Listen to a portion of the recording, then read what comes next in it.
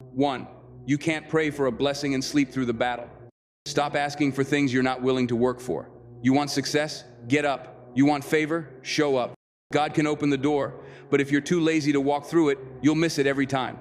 Morning is not just a time of day, it's a mindset. Wake up with purpose. Wake up with hunger. You can't ask for greatness and stay comfortable. The miracle is in the movement. 2. Dream big, but work bigger. Every morning is a blank check. How you fill it determines your value. It's not enough to have a dream. Everybody's got a dream. The ones who make it are the ones who put their head down and grind. Don't just write the vision, run with it. Chase it until it becomes real. Speak it, believe it, but above all, work it. 3. Don't let feelings fool you. Faith walks. When emotions sleep, some mornings you won't feel like it. Good. That's when faith kicks in. Winners don't rise by emotions, they rise by decision. Discipline doesn't care how you feel. Consistency doesn't need your comfort. Every time you get up when it's easier to stay down, you're training your soul to rise. 4. God gave you the gift, but it's your job to deliver the message. You woke up today, that means you still have a mission. Somebody's waiting on your voice, your courage, your light. Don't waste it. The gift without discipline is just decoration. The calling without action is just noise. So when your feet hit the ground, make hell nervous. Let every step you take remind the world you're not here by accident. You're here on assignment. 1. You can't pray for a blessing and sleep through the battle. You can't pray for strength and then refuse to lift anything heavy. You can't ask for growth and avoid every challenge that stretches you.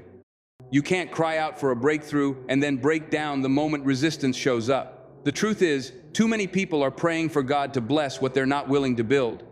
They're praying for success but not showing up for the struggle. And here's what must be understood. The blessing is real, but it's often hidden inside a battle. Every single morning you're given two things, breath and a choice. The breath is God's gift. The choice is your responsibility.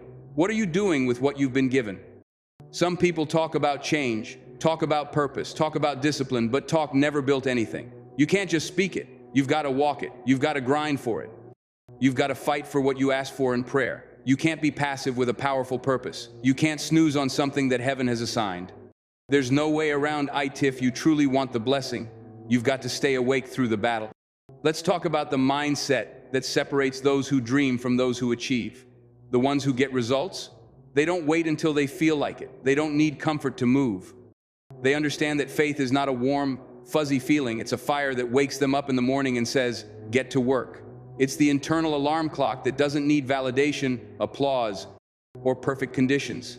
That fire is what keeps burning, even when no one sees your effort. It's what drives you to show up before the sun does and keep showing up after the world falls asleep.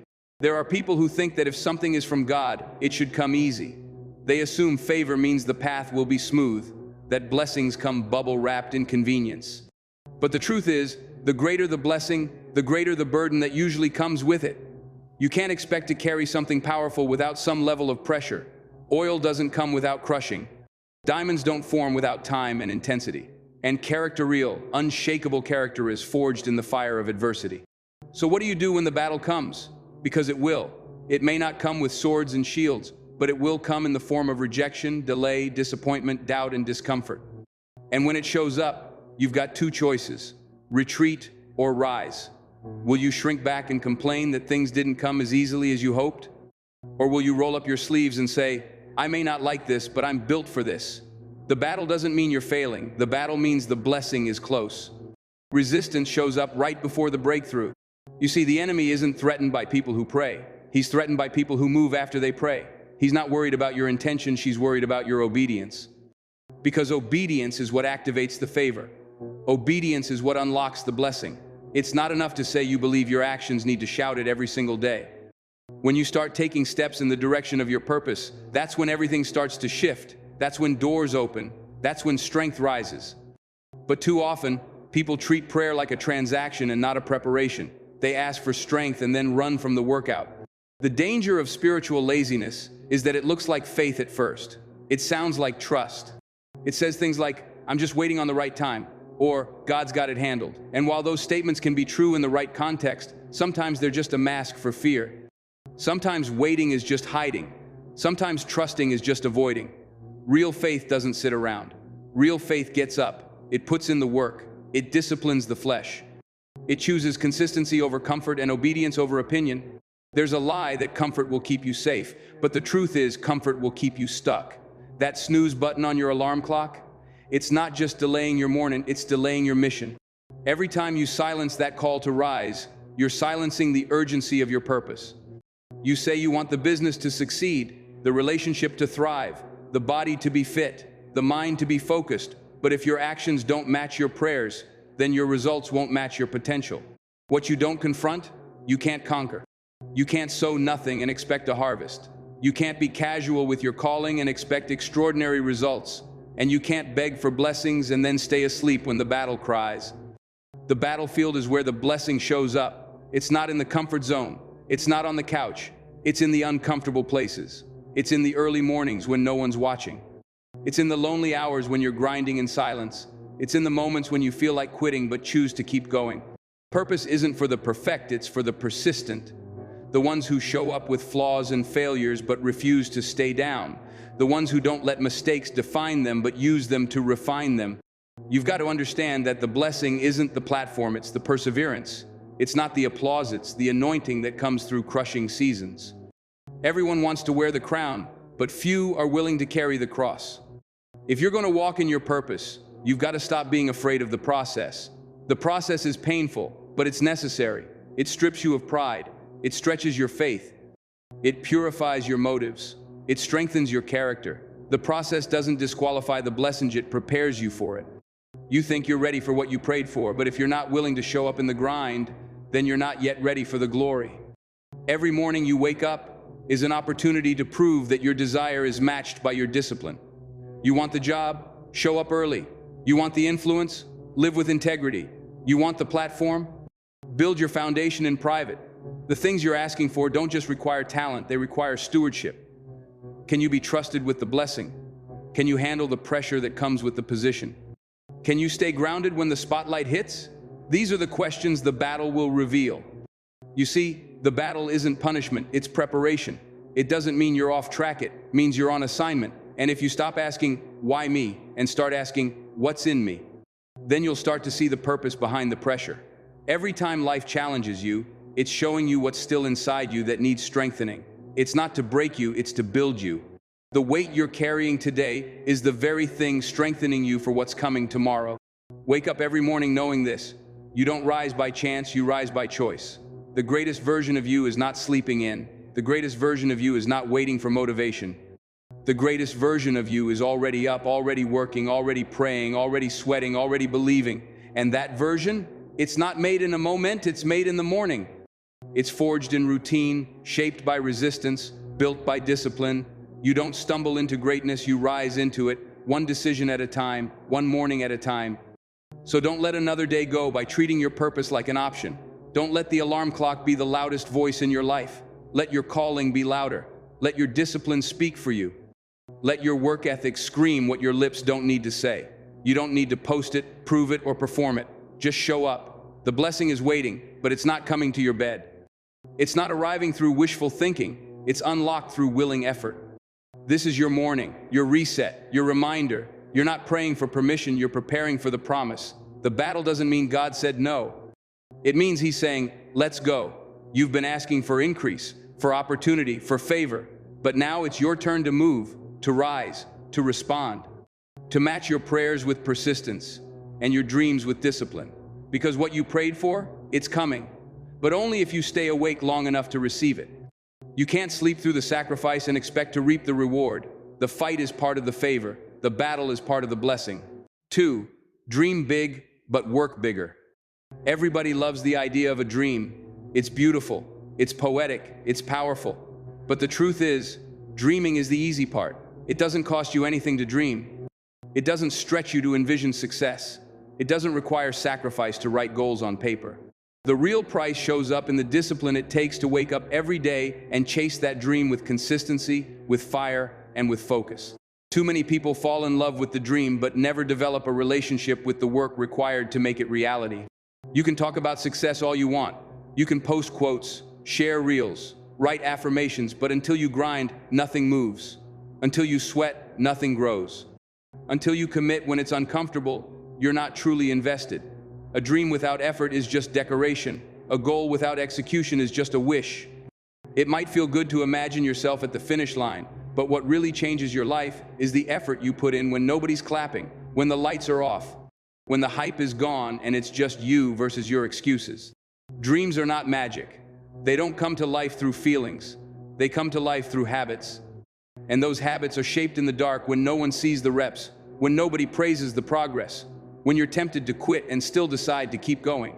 It's the unglamorous moments, the early alarms, the missed parties, the hours of silence and solitude that make champions. The world celebrates results, but it's the process behind the curtain that defines the real ones. Every great accomplishment is built on 1,000 ordinary moments done with extraordinary focus. It's not one giant leap, it's every small, faithful step. It's not about being motivated, it's about being committed. Motivation comes and goes, but commitment remains even when the feelings fade. That's why most people don't reach their dreams. They chase feelings instead of chasing results. They wait to feel ready. They wait for a sign. They wait until life is perfect, and in that waiting, they waste time. If you want to see change, you have to change how you operate. You can't live casually and expect excellence. You can't avoid discipline and expect success. You've got to train your mind to obey your mission, not your mood, because your mood will lie to you. Your feelings will betray you, but your habits, they will carry you. Your consistency will save you on the days when passion runs out. Dreaming big is important, but working bigger is essential. Because there are people dreaming with you and people competing against you. You're not the only one with goals. The question is, who's willing to pay the price? Who's willing to wake up earlier? Stay later? Sacrifice more? If you're not willing to work bigger, someone else will outlast you. Not because they're more talented, but because they're more relentless. Talent can only take you so far. Grit will take you the rest of the way. There's a difference between dreaming and preparing. Dreamers talk, workers build. Dreamers hope, workers hustle. You've got to ask yourself, am I dreaming about it or am I working for it? Because dreams don't come true just because you want them to. They come true when you've bled for them.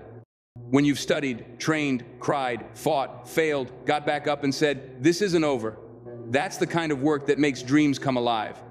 And you can't just work hard, you've got to work smart. That means cutting distractions. That means setting boundaries. That means surrounding yourself with people who challenge you, not coddle you. It means being intentional with your time, your energy, your words. Your life is your responsibility. If it's not going how you hoped, it's not time to blame, it's time to build. You're not stuck. You're just not moving with purpose yet. Working bigger means sacrificing short-term pleasures for long-term purpose. It means doing what's necessary, not what's easy.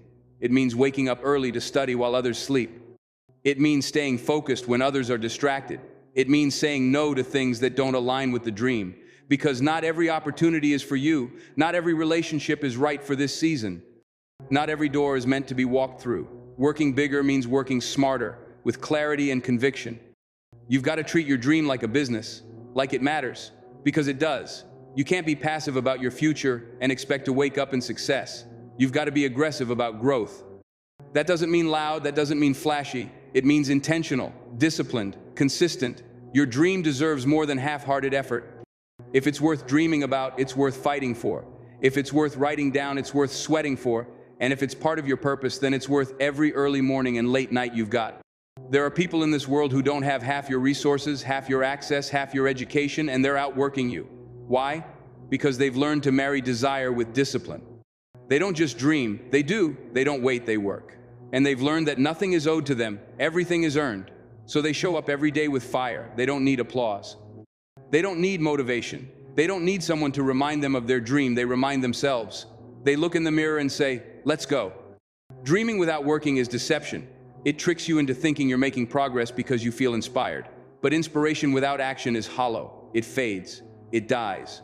Only action produces results. You don't rise to the level of your dreams. You rise to the level of your habits. So if you want to change your life, change what you do daily. Stop measuring success by what you hope for and start measuring it by what you're building. Your dream requires a version of you that doesn't exist yet. And the only way to meet that version is to go through the grind, the late nights, the sacrifices, the setbacks. They're all shaping you. You may not see it now, but every ounce of effort is creating strength, focus, and resilience. Every obstacle you overcome is preparing you for something bigger. Don't run from the work, run into it. Because the work is where transformation lives. If you want to build something great, you have to work like greatness is already inside you. Show up like it's already yours.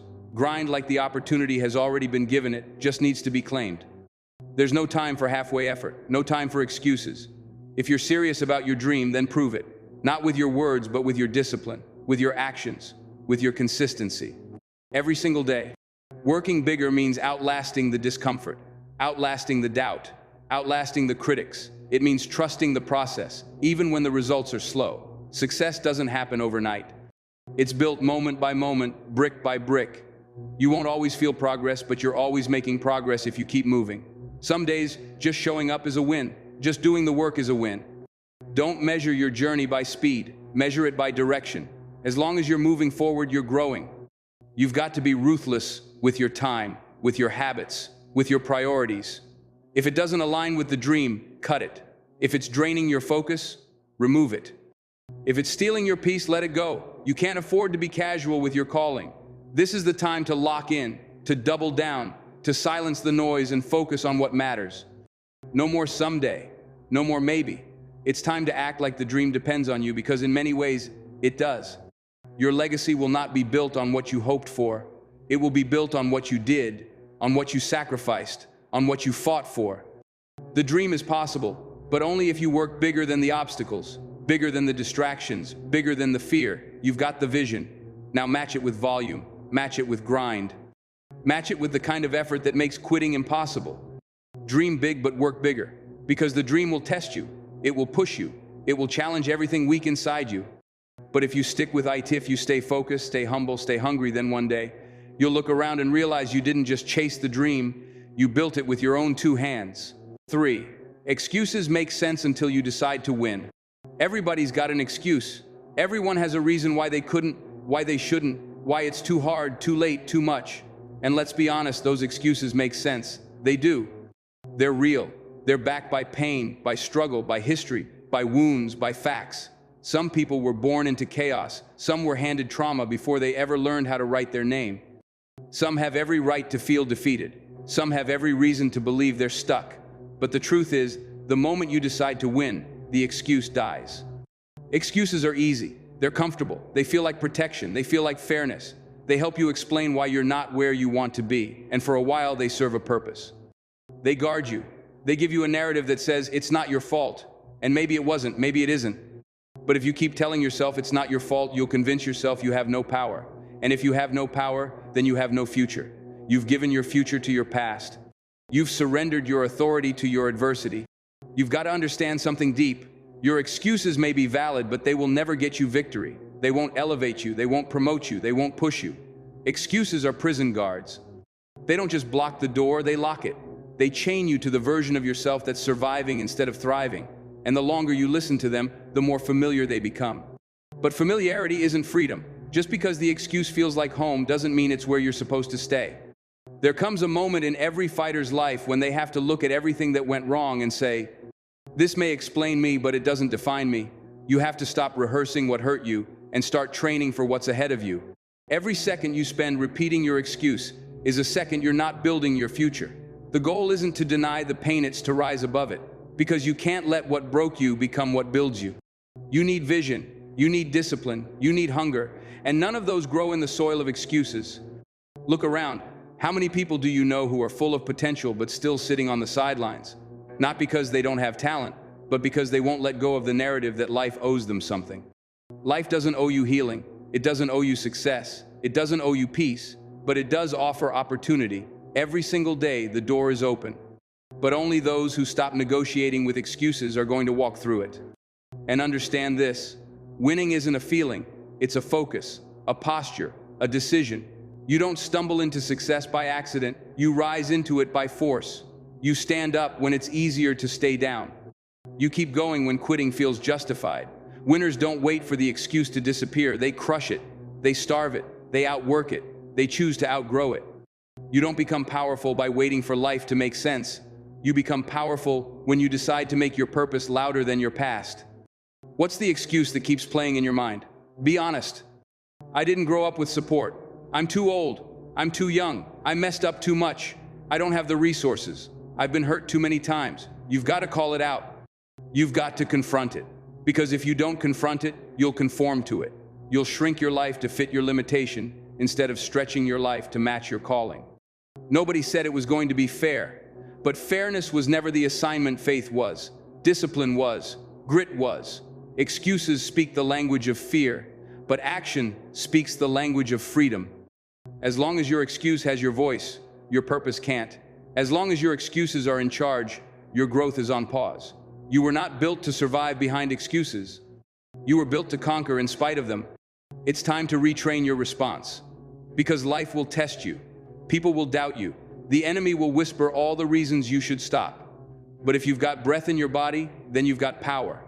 Power to choose, power to build, power to fight.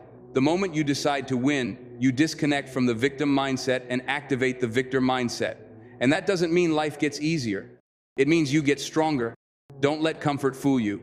Excuses are dressed up in comfort. They make quitting feel like self-care. They make procrastination feel like wisdom. They make laziness feel like rest. But don't confuse recovery with retreat. Don't mistake numbing for healing. You're not tired because you're overworked. You're tired because your excuses are draining your destiny. You've got to get back in the fight. You've got to reignite the fire. Excuses may explain the gap, but only execution can close it. And yes, it's going to cost you. You'll have to sacrifice. You'll have to show up when you don't feel like it. You'll have to outgrow environments that made you feel safe but kept you small. But that's the price of power. You can't build a future with broken routines. You can't expect elevation with lazy patterns. You've got to step into responsibility like it's your uniform. Because once you commit, the game changes, the pressure changes, but so do the results. Every time you catch yourself slipping into an excuse, replace it with action. If you say, "I don't have time," then wake up earlier. If you say, "I don't know how," then start learning. If you say, "Nobody supports me," then become your own support system. The winner's mindset doesn't wait for the ideal, it creates it. It adapts, it evolves, it refuses to stay stuck. Don't let the excuse that's been living in your mouth become the reason your dream dies in your hands. Talk is cheap if it's not followed by change. What you speak must align with what you do. Stop romanticizing the idea of potential and start actualizing it. You don't get points for dreaming, you get points for doing. You don't become great because of what happened to you. You become great because of what you did in spite of it. No one is coming to rescue you from your excuses. That's your job, that's your calling, that's your responsibility. And you're capable, you're equipped, you're chosen, but you've got to move. You've got to fight back against the inner voice that tells you you're too broken, too late, too weak. That voice is lying to you. You are not weak, you're just waiting to activate your will. You are not behind, you're just in the process of deciding who you're going to become. There's something powerful about a made-up mind. Once you decide, truly decide, nothing can stop you. Not your history, not your environment, not the people who counted you out. Because when you remove the excuse, all that's left is action. All that's left is work. All that's left is victory. That's where transformation happens. Not in the explanation, but in the execution. So next time the excuse shows up, don't negotiate, don't entertain it, interrupt it, replace it, speak truth to it. Remind yourself that every day you wake up is another day to rise above what tried to limit you. You were born to win. But winning is not just a destiny, it's a decision. Excuses make sense until you decide to win. And once you do, they lose all their power. Because power doesn't live in the past, it lives in the present. It lives in every choice you make today to be better than you were yesterday.